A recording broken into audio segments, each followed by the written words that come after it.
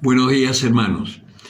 Continuando con el Evangelio de San Mateo, el capítulo 19, los versículos 13 al 15. En aquel tiempo le fueron presentados unos niños a Jesús para que le impusiera las manos y orase, pero los discípulos les reñían. Mas Jesús les dijo: Dejad que los niños vengan a mí, y no se lo impidáis, porque de los que son como estos es el reino de los cielos. Y después de imponerles las manos, se fue de allí.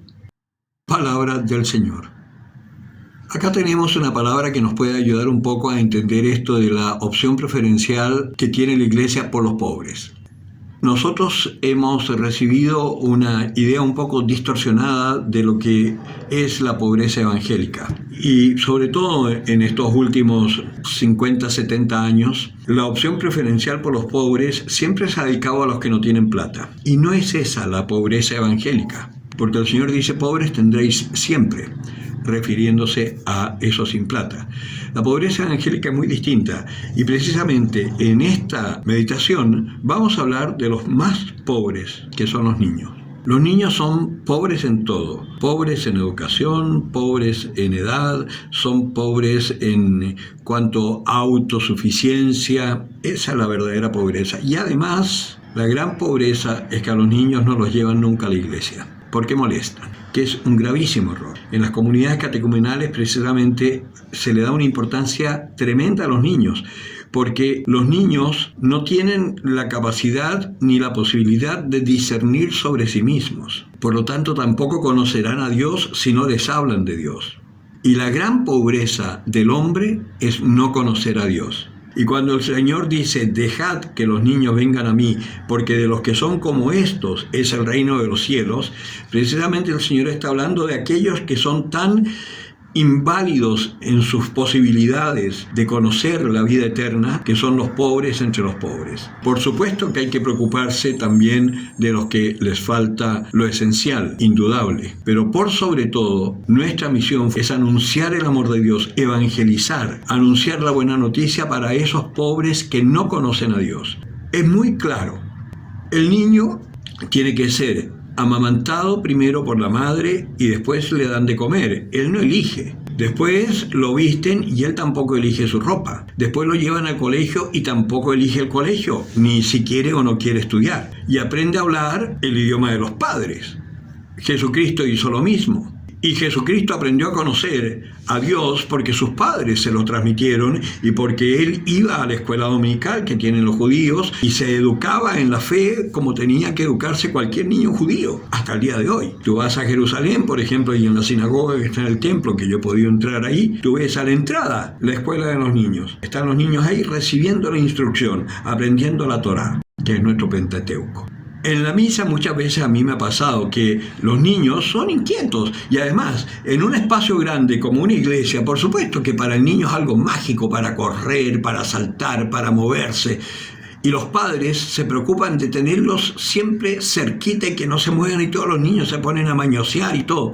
Molestan mucho más los papás que tratan de callar al niño o que se quede quieto que los niños mismos.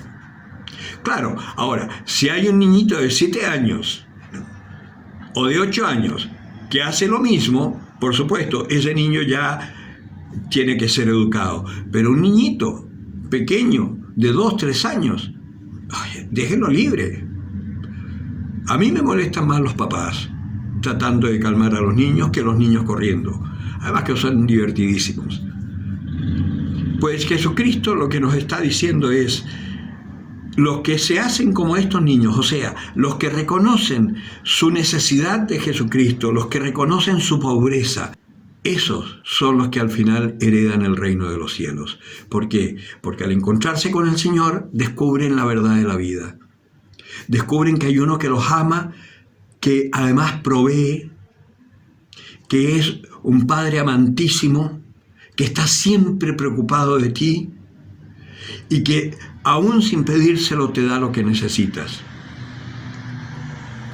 Por eso es importante hacerse como niño. ¿Cuál es la característica fundamental del niño? Uno dice la inocencia, pero no. Los niños no son tan inocentes, son peleadores, son mañosones, son egoístas. Pon a 2 niños, uno con un juguete y el otro que se lo quiere quitar. y el otro se lo va a querer quitar. Y no te digo nada si tú le pasas el juguete a ese niño, porque después no se lo quiere devolver al dueño. No, no es eso lo principal del niño. ¿Sabes qué es lo fundamental de un niño? Que confía plenamente en su padre. El niño sabe que su padre va a estar ahí siempre y va a proveer por él. La gran tragedia hoy es que el padre muchas veces está ausente. Hay mucha madre soltera. Y por eso los hombres, los varones, son tan inseguros hoy, más que nunca, porque les falta esa imagen potente del Padre. Y por eso es tan importante dejar que los niños se acerquen a Dios, porque ahí van a encontrar un Padre que jamás los va a abandonar y nunca les va a fallar. Por consiguiente, intentemos primero nosotros hacernos como niños, es decir, nosotros creer firmemente que Dios es nuestro Padre, que Él es nuestro auxilio, que Él es el que nos da todo, porque si Él no nos permitiera trabajar, por más que nos esforzáramos no encontraríamos trabajo ni podríamos hacerlo. Todo sucede porque Dios lo quiere o lo permite, aunque no lo quiera, para el bien de los que Él ama. Y tú eres uno de esos que Él ama, porque eres su hijo. Y nuestra misión es anunciarle a los hombres que hay uno que lo ha creado, que lo ama profundamente y que si lo dejan también será padre para ellos. Esa es nuestra misión. El que tenga oídos para oír, que oiga.